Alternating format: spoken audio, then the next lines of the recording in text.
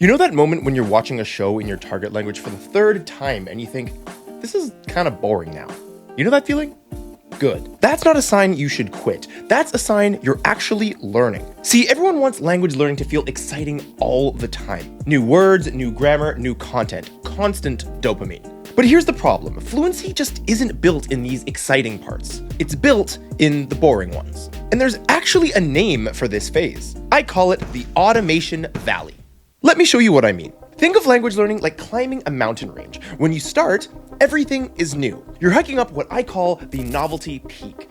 Every word is exciting, every sentence you understand feels like a win. The dopamine is flowing, you're engaged, you're motivated, but then something happens. You reach the top of that peak, and on the other side, there's a valley. A long, flat, boring valley. This is the automation valley. And most learners, they get halfway through and they look around and they think, this isn't working, I'm just not improving anymore. So they turn around, climb back up, they find a new novelty peak, a new app, a new method, a new language even. But here's the thing, fluency isn't on the top of the novelty peak, it's on the other side of the automation valley. And the only way to get there is to walk through it. See, when I was learning Mandarin, I found this YouTube channel, Comprehensible Input, perfect level for me. I was hooked. I watched one video and then another, then 10 more. I was flying. Total novelty peak. But then after about 2 weeks or so, something happened. I'd rewatch a video I'd already seen, and halfway through, I'd catch myself just zoning out. Not because I didn't understand it, because I did. My brain just knew what was coming. The suspense was totally gone, the novelty was dead, I was in the automation valley. And I thought, maybe I need new content, maybe I'm wasting time. So I tried switching, found new channels, new shows, new podcasts, but here's the twist. I wasn't getting any better. I was just climbing the novelty peak over and over again. And there's a huge difference between feeling stimulated and actually building fluency. Because what I didn't know then, what most learners don't know, is that the automation valley isn't a bug in the system. It's the most important part of your language learning journey. When your brain starts to automate patterns, when it begins to predict what's coming next, when the dopamine stops flowing because the content feels too easy or repetitive, that's not failure. That's your brain building efficiency. That's fluency forming under the surface. Okay, think about it like this. You ever lift weights? The first few reps feel fine, even good. But then you hit a zone where your muscles start burning. It's uncomfortable, it's kind of boring in a way. You're just doing the same motion over and over and over. But that burn, that's when the muscles are actually being built. Bruce Lee famously said, how many push-ups do I do? I don't know. I only start counting once it starts hurting. The automation valley kinda works the same way. The exciting part, discovering new words, having your first conversation, understanding your first sentence without translating, that's the novelty peak. It feels amazing, but it's kind of shallow. The deep work, the part that actually rewires your brain, happens in the valley. When you're rewatching the same video for the 4th, 5th, 6th time. When you're rereading the same chapter. When you're doing the same Anki deck and you think, I already know this. That repetition, that monotony, that's where the magic is happening. Here is what's going on under the hood. Your brain is a pattern recognition machine, like we said several times before. When you expose it to new information, it fires up. Neurons light up, dopamine flows, you feel engaged. That is the novelty peak. But after a few exposures, your brain starts to predict what's coming. It begins automating the response.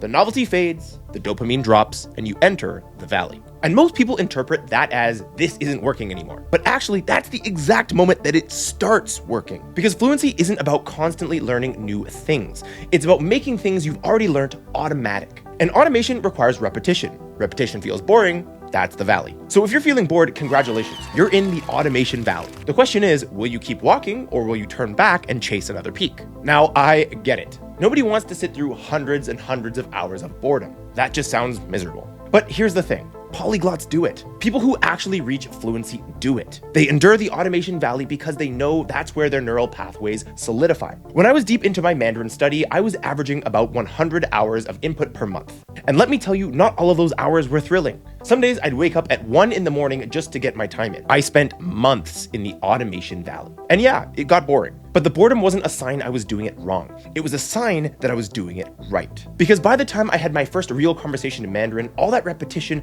all that time in the valley had turned into something else. It had turned into fluency. I wasn't really translating, I wasn't really searching for words in my head. I was kind of just speaking. Was it perfect? No. But was it happening? Yeah. And that only happened because I walked through the valley instead of turning back to chase another peak. Okay, so here is the shift that I want you to make. Stop seeing boredom as the enemy when you're learning a language. Start seeing it as a landmark. When something feels too easy, when you're rewatching content and it feels repetitive, when your brain starts tuning out because it already knows what's coming, that's not a sign to move on. That's a sign that you're just in the automation valley. Now, does this mean that you have to white knuckle your way through hundreds of mind-numbing hours of repetition? No, you can gamify the valley. You can make it more tolerable. Set a timer. Tell yourself, I'm going to do 15 minutes of this and then I'm done. Even track your rewatch count. Just make it a game.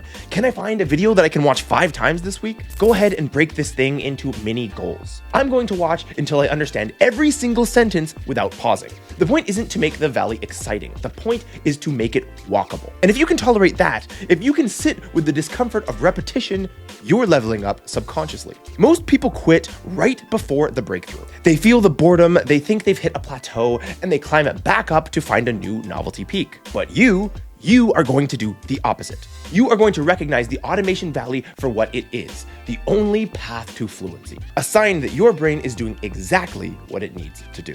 And you are going to keep walking. If you want a system that actually walks you through this, one that tracks your time, gives you the right input at the right level, and helps you push through the automation valley until you reach conversational fluency, then check the link in the description. I've built something that takes all of this and turns it into a clear step-by-step path. But whether you decide to use my systems or not, remember this. The automation valley isn't the problem. The automation valley is proof that you are progressing. And if you're serious about becoming conversationally fluent in a new language in 200 days, then check the link in the description like I just mentioned. I personally help people do exactly that. No gimmicks, no fluff, just a proven system that walks you through the novelty peak, guides you through the automation valley, and gets you to conversational fluency on the other side. Thank you so much for watching, and I'll see you in the next video.